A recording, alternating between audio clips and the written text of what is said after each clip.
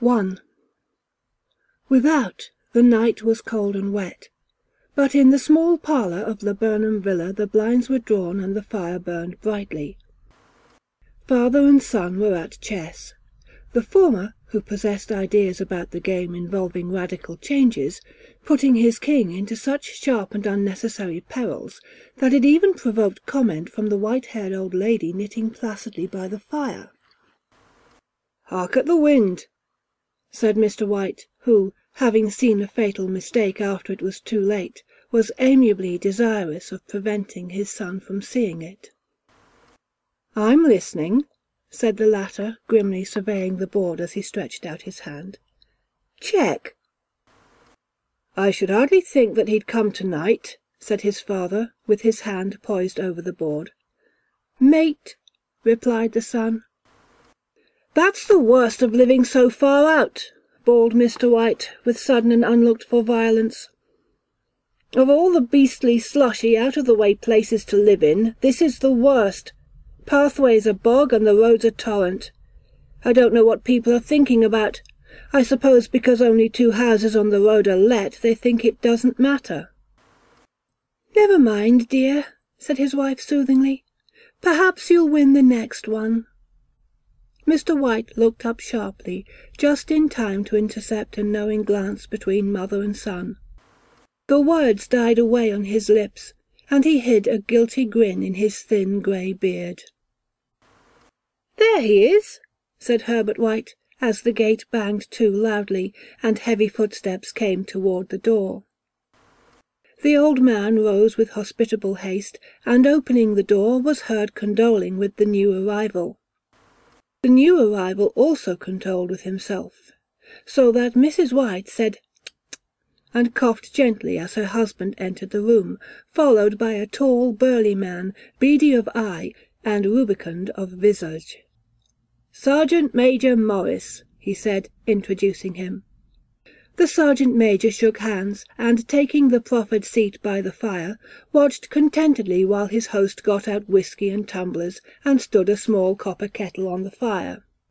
At the 3rd glass his eyes got brighter, and he began to talk, the little family circle regarding with eager interest this visitor from distant parts, as he squared his broad shoulders in the chair, and spoke of strange scenes and doughty deeds, of wars and plagues and strange peoples. 21 years of it," said Mr. White, nodding at his wife and son. "When he went away he was a slip of a youth in the warehouse. Now look at him." "He don't look to have taken much harm," said Mrs. White politely.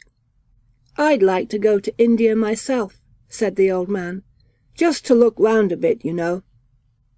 "Better where you are," said the sergeant major, shaking his head. He put down the empty glass, and, sighing softly, shook it again. "I should like to see those old temples and fakirs and jugglers," said the old man. "What was it you started telling me the other day about a monkey's paw or something, Morris?" "Nothing," said the soldier hastily. "Leastways, nothing worth hearing." "Monkey's paw?" said Mrs. White curiously. "Well, it's just a bit of what you might call magic, perhaps," said the sergeant major offhandedly. His 3 listeners leaned forward eagerly. The visitor absent-mindedly put his empty glass to his lips, and then set it down again. His host filled it for him. "To look at," said the sergeant major, fumbling in his pocket, "it's just an ordinary little paw, dried to a mummy." He took something out of his pocket and proffered it. Mrs. White drew back with a grimace, but her son, taking it, examined it curiously. "And what is there special about it?" inquired Mr. White, as he took it from his son, and, having examined it, placed it upon the table. "It had a spell put on it by an old fakir," said the sergeant major. "A very holy man. He wanted to show that fate ruled people's lives, and that those who interfered with it did so to their sorrow. He put a spell on it, so that 3 separate men could each have 3 wishes from it. His manner was so impressive that his hearers were conscious that their light laughter jarred somewhat. "Well, why don't you have 3, sir?" said Herbert White cleverly. The soldier regarded him in the way that middle age is wont to regard presumptuous youth. "I have," he said quietly, and his blotchy face whitened. "And did you really have the 3 wishes granted?" asked Mrs. White. "I did," said the sergeant-major, and his glass tapped against his strong teeth. "And has anybody else wished?" inquired the old lady. "The first man had his 3 wishes, yes," was the reply. "I don't know what the first 2 were, but the 3rd was for death. That's how I got the paw." His tones were so grave that a hush fell upon the group. "If you've had your 3 wishes, it's no good to you now, then, Morris," said the old man at last. "What do you keep it for?" The soldier shook his head. "Fancy, I suppose," he said slowly. "If you could have another 3 wishes," said the old man, eyeing him keenly, "would you have them?" "I don't know," said the other. "I don't know." He took the paw, and dangling it between his front finger and thumb, suddenly threw it upon the fire. White, with a slight cry, stooped down and snatched it off. "Better let it burn," said the soldier solemnly. "If you don't want it, Morris," said the old man, "give it to me."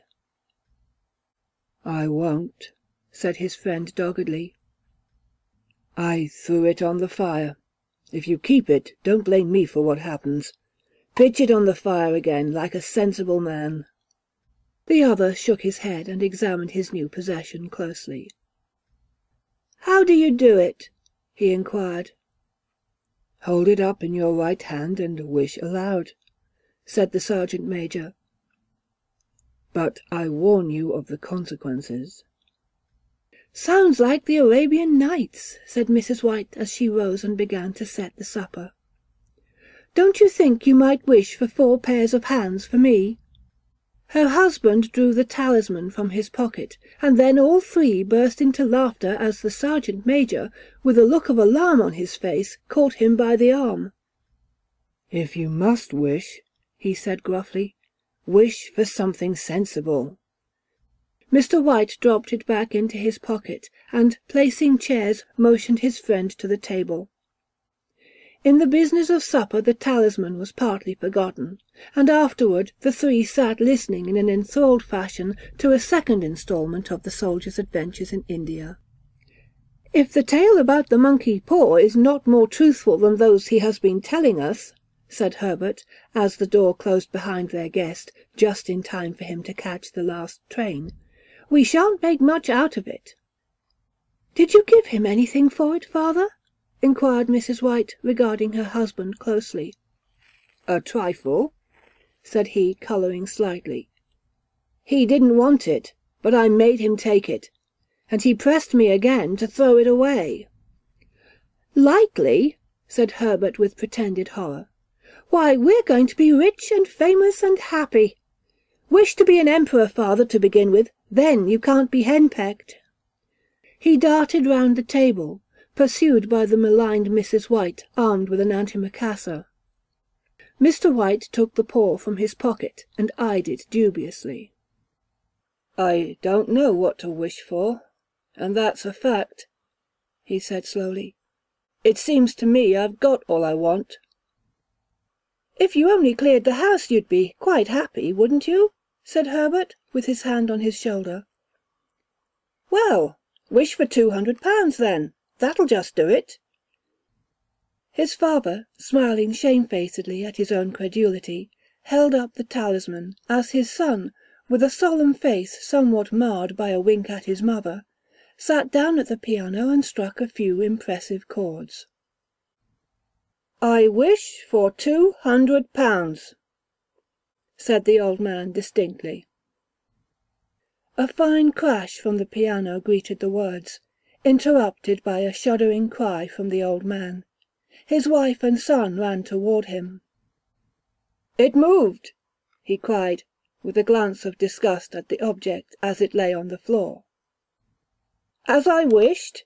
It twisted in my hands like a snake." "Well, I don't see the money," said his son, as he picked it up and placed it on the table, "and I bet I never shall." "It must have been your fancy, father," said his wife, regarding him anxiously. He shook his head. "Never mind, though. There's no harm done. But it gave me a shock all the same." They sat down by the fire again while the two men finished their pipes. Outside the wind was higher than ever, and the old man started nervously at the sound of a door banging upstairs. A silence unusual and depressing settled upon all three, which lasted until the old couple rose to retire for the night. "I expect you'll find the cash tied up in a big bag in the middle of your bed," said Herbert as he bade them good night, "and something horrible squatting upon the wardrobe, watching you as you pocket your ill-gotten gains." He sat alone in the darkness, gazing at the dying fire and seeing faces in it. The last face was so horrible and so simian that he gazed at it in amazement. It got so vivid that, with a little uneasy laugh, he felt on the table for a glass containing a little water to throw over it. His hand grasped the monkey's paw, and with a little shiver he wiped his hand on his coat and went up to bed. 2. In the brightness of the wintry sun next morning as it streamed over the breakfast table, Herbert laughed at his fears. There was an air of prosaic wholesomeness about the room which it had lacked on the previous night, and the dirty, shrivelled little paw was pitched on the sideboard with a carelessness which betokened no great belief in its virtues. "I suppose all old soldiers are the same," said Mrs. White. "The idea of our listening to such nonsense! How could wishes be granted in these days? And if they could, how could £200 hurt you, father?" "Might drop on his head from the sky," said the frivolous Herbert. "Morris said the things happened so naturally," said his father, "that you might, if you so wished, attribute it to coincidence." "Well, don't break into the money before I come back," said Herbert, as he rose from the table. "I'm afraid it'll turn you into a mean, avaricious man, and we shall have to disown you."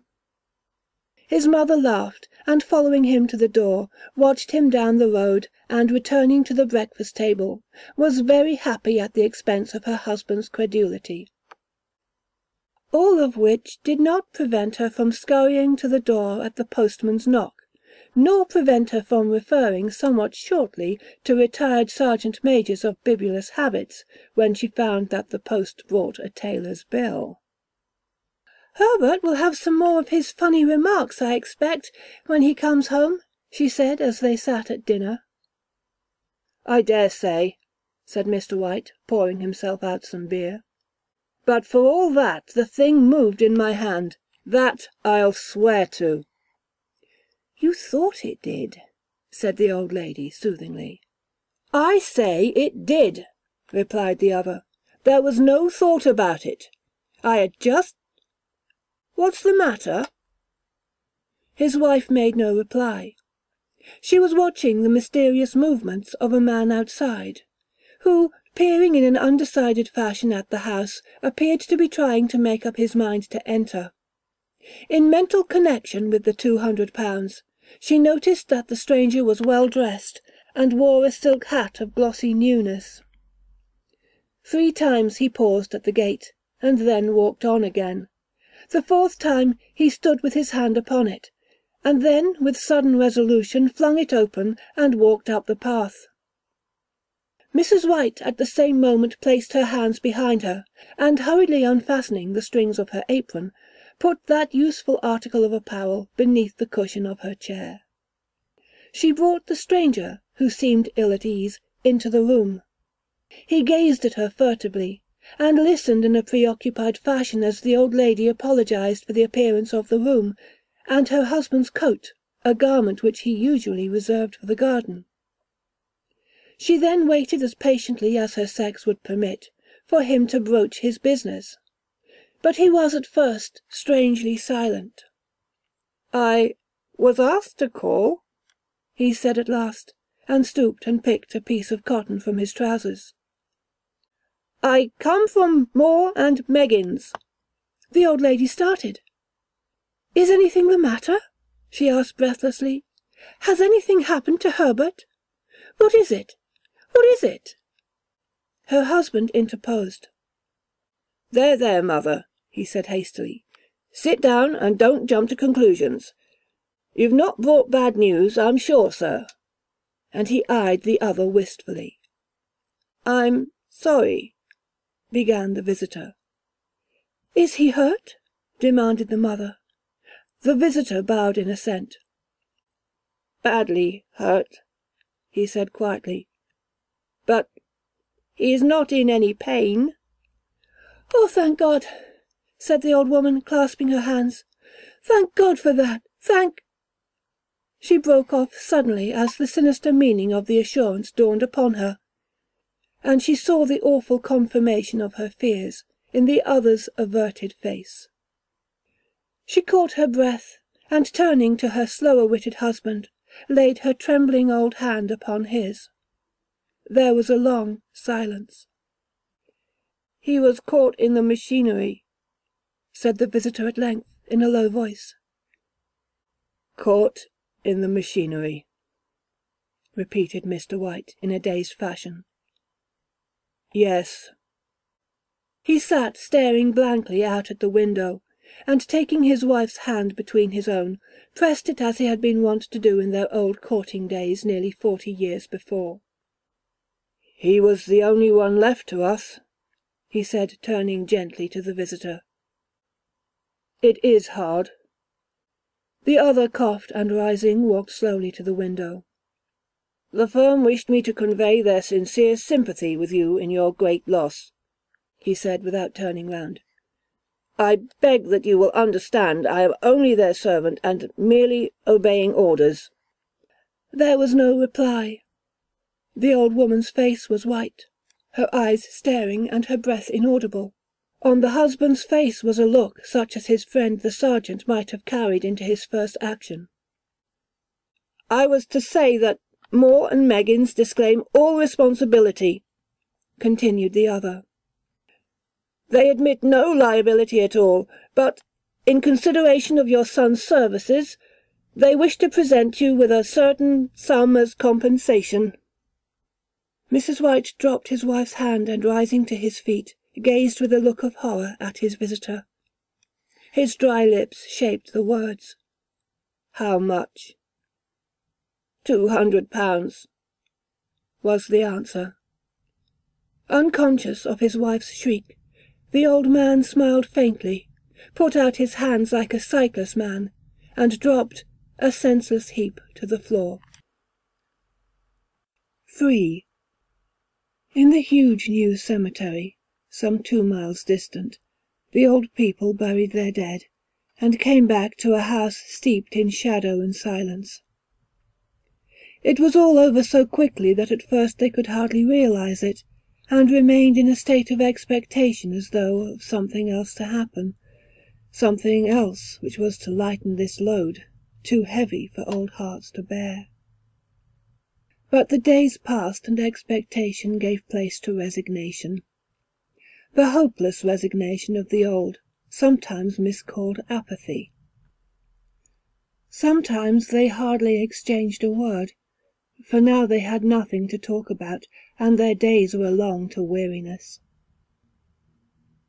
It was about a week after that the old man, waking suddenly in the night, stretched out his hand and found himself alone. The room was in darkness, and the sound of subdued weeping came from the window. He raised himself in bed and listened. "Come back," he said tenderly. "You will be cold." "It is colder for my son," said the old woman, and wept afresh. The sound of her sobs died away on his ears. The bed was warm, and his eyes heavy with sleep. He dozed fitfully, and then slept until a sudden wild cry from his wife woke him with a start. "The paw!" she cried wildly. "The monkey's paw!" He started up in alarm. "Where? Where is it? What's the matter?" She came stumbling across the room toward him. "I want it," she said quietly. "You've not destroyed it?" "It's in the parlour, on the bracket," he replied, marvelling. "Why?" She cried and laughed together, and, bending over, kissed his cheek. "I only just thought of it," she said hysterically. "Why didn't I think of it before? Why didn't you think of it?" "Think of what?" he questioned. "The other 2 wishes," she replied rapidly. "We've only had one." "Was not that enough?" he demanded fiercely. "No," she cried triumphantly. "We'll have one more. Go down and get it quickly, and wish our boy alive again." The man sat up in bed and flung the bedclothes from his quaking limbs. "Good God, you are mad!" he cried aghast. "Get it!" she panted. "Get it quickly and wish! Oh, my boy, my boy!" Her husband struck a match and lit the candle. "Get back to bed," he said unsteadily. "You don't know what you are saying." "We had the first wish granted," said the old woman feverishly. "Why not the second?" "A coincidence," stammered the old man. "Go and get it and wish," cried the old woman, quivering with excitement. The old man turned and regarded her, and his voice shook. "He has been dead 10 days, and besides I would not tell you else, but I could only recognize him by his clothing. If he was too terrible for you to see then, how now?" "Bring him back!" cried the old woman, and dragged him toward the door. "Do you think I fear the child I have nursed?" He went down in the darkness, and felt his way to the parlour, and then to the mantelpiece. The talisman was in its place, and a horrible fear that the unspoken wish might bring his mutilated son before him ere he could escape from the room seized upon him, and he caught his breath as he found that he had lost the direction of the door. His brow cold with sweat, he felt his way round the table, and groped along the wall until he found himself in the small passage with the unwholesome thing in his hand. Even his wife's face seemed to change as he entered the room. It was white and expectant, and to his fears seemed to have an unnatural look upon it. He was afraid of her. "Wish!" she cried in a strong voice. "It is foolish and wicked," he faltered. "Wish!" repeated his wife. He raised his hand. "I wish my son alive again." The talisman fell to the floor, and he regarded it fearfully. Then he sank trembling into a chair as the old woman, with burning eyes, walked to the window and raised the blind. He sat until he was chilled with the cold, glancing occasionally at the figure of the old woman peering through the window. The candle end, which had burnt below the rim of the china candlestick, was throwing pulsating shadows on the ceiling and walls, until, with a flicker larger than the rest, it expired. The old man, with an unspeakable sense of relief at the failure of the talisman, crept back to his bed, and a minute or two afterward the old woman came silently and apathetically beside him. Neither spoke, but both lay silently listening to the ticking of the clock. A stair creaked, and a squeaky mouse scurried noisily through the wall. The darkness was oppressive, and after lying for some time screwing up his courage, the husband took the box of matches, and striking one, went downstairs for a candle. At the foot of the stairs the match went out, and he paused to strike another, and at the same moment a knock, so quiet and stealthy as to be scarcely audible, sounded on the front door. The matches fell from his hand. He stood motionless, his breath suspended until the knock was repeated. Then he turned and fled swiftly back to his room and closed the door behind him. A third knock sounded through the house. "What's that?" cried the old woman, starting up. "A rat," said the old man in shaking tones. "A rat. It passed me on the stairs." His wife sat up in bed, listening. A loud knock resounded through the house. "It's Herbert!" she screamed. "It's Herbert!" She ran to the door, but her husband was before her, and catching her by the arm held her tightly. "What are you going to do?" he whispered hoarsely. "It's my boy! It's Herbert!" she cried, struggling mechanically. "I forgot it was 2 miles away. What are you holding me for? Let go! I must open the door." "For God's sake, don't let it in," cried the old man, trembling. "You're afraid of your own son," she cried, struggling. "Let me go. I'm coming, Herbert, I'm coming." There was another knock, and another. The old woman with a sudden wrench broke free and ran from the room. Her husband followed to the landing and called after her appealingly as she hurried downstairs. He heard the chain rattle back and the bottom bolt drawn slowly and stiffly from the socket. Then the old woman's voice, strained and panting. "The bolt!" she cried loudly. "Come down! I can't reach it!" But her husband was on his hands and knees, groping wildly on the floor in search of the paw. If he could only find it before the thing outside got in. A perfect fusillade of knocks reverberated through the house, and he heard the scraping of a chair as his wife put it down in the passage against the door. He heard the creaking of the bolt as it came slowly back, and at the same moment he found the monkey's paw, and frantically breathed his third and last wish.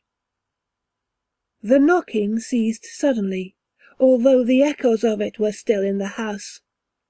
He heard the chair drawn back and the door opened. A cold wind rushed up the staircase, and a long, loud wail of disappointment and misery from his wife gave him courage to run down to her side, and then to the gate beyond. The street lamp flickering opposite shone on a quiet and deserted road.